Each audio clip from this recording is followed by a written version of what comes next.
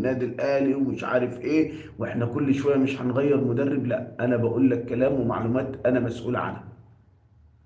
طلعت وقلت لك من اسبوعين ان النادي الاهلي بدأ في التواصل مع المدير الفني المغربي وليد الركراكي، المدير الفني لمنتخب المغرب.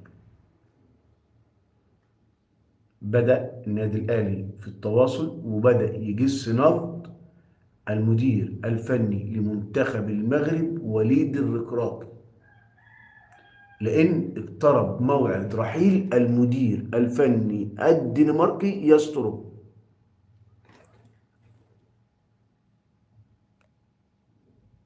انت خلي بالك، انت يعني هتسأل في النادي الأهلي هيقول لك لا، يعني هتسأل في النادي الأهلي هيقول لك لا، ما حصلش، ما فيش منه الكلام ده.